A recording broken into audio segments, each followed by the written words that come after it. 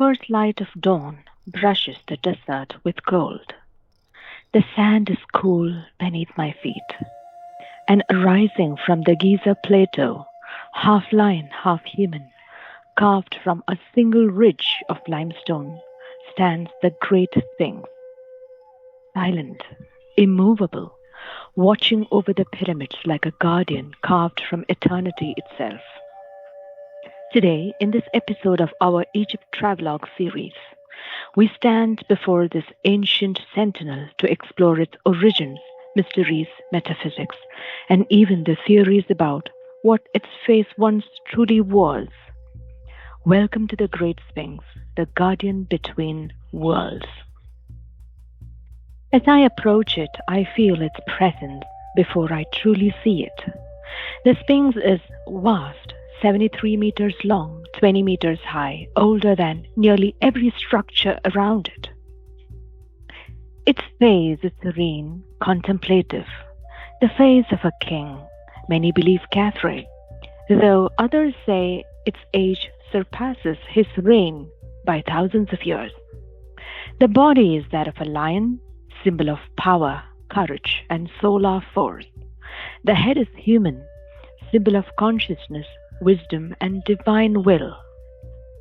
Together, the Sphinx is mind over matter, spirit guiding strength, higher awareness taming the primal. It's a message in stone, one we are only beginning to understand. And yet, this face may not be the one it originally wore.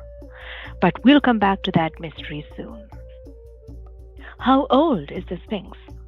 Well, traditional Egyptology tells us the Sphinx was built around 2500 BCE during the reign of Pharaoh Khafre. But alternative researchers, geologists, and mystics paint a different picture, one far older, far more mysterious.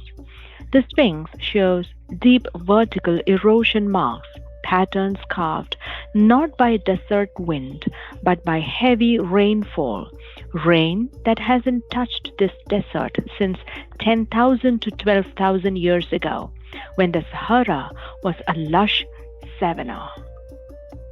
Could the Sphinx be older than the pyramids? Could it belong to a forgotten pre-dynastic civilization, perhaps one that survived the Great Flood whispered about in the myths around the world? Some believe the Sphinx marks a time when Egypt was fertile, tropical, long before the desert claimed the land. Whether built by Khafre or by sages lost to history, one truth remains: the Sphinx holds secrets far older than we imagine. One of the most intriguing theories is that the Sphinx face as we see it today may not be its original form. Some Egyptologists and independent researchers suggest that the Sphinx was recarved during the Old Kingdom. But why? Because the head is disproportionately small compared to its massive lion body. This suggests the head was altered, reshaped from something larger. What could the original head have been? A compelling theory says Anubis, the god of the afterlife, guardian of necropolises, often depicted as a jackal or a wolf. Anubis faced the horizon, guarding burial grounds, exactly the role of the Giza Sphinx plays at the edge of the great necropolis. Ancient texts also speak of a place called Anubis on his mountain, protecting the western desert, and the Sphinx, before its face was recarved, may have once embodied this vigilant guardian. Lion body, canine head, a hybrid guardian of thresholds.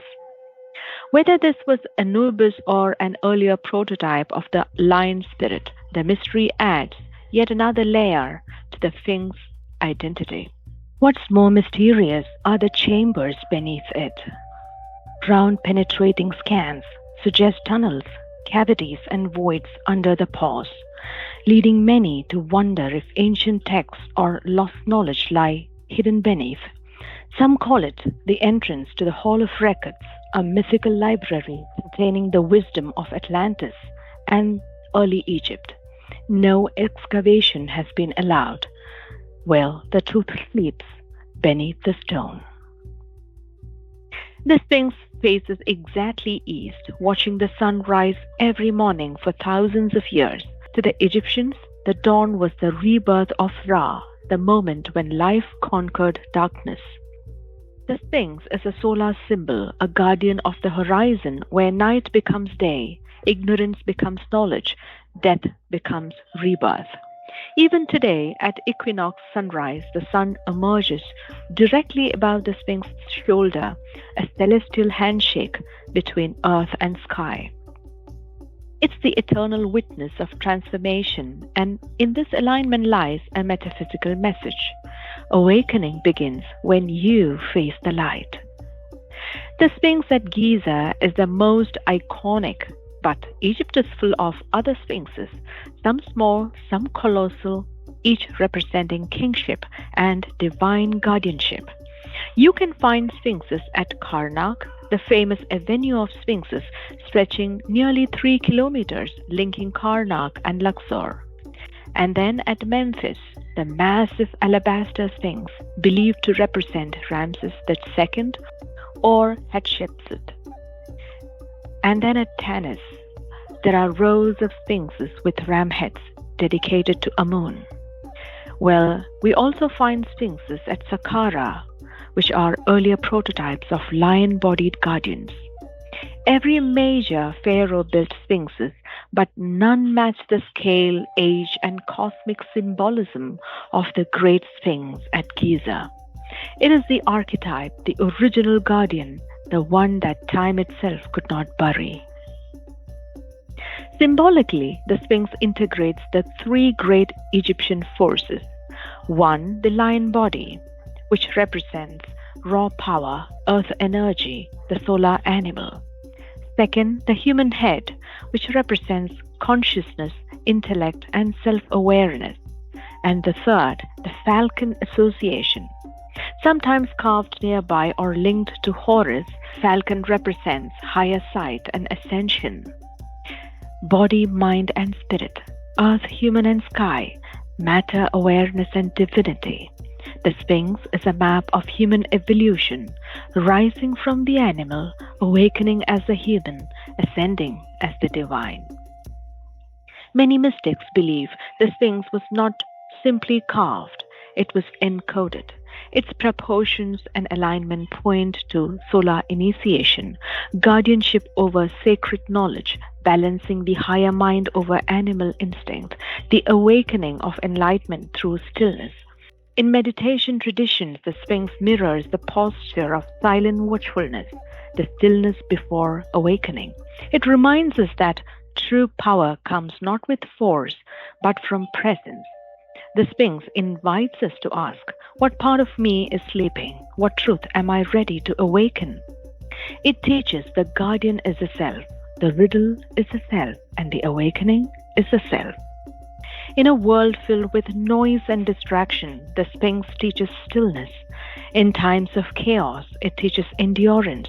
And in moments of doubt, it calls us back to our silent inner knowing, the part of us that's ancient, powerful, eternal. The Sphinx is not a riddle to solve. It is a riddle to remember. Perhaps the greatest mystery is not the Sphinx itself, but what it awakens in us. It's the reminder that beneath all chaos, there is a silent, eternal observer, the same awareness that has watched over Giza for thousands of years. As I walk away, the Sphinx remains silent, eternal, unfazed. Its gaze follows the horizon, watching over the past, the present, and the future. Thank you for joining me on this journey through the mysteries of Sphinx.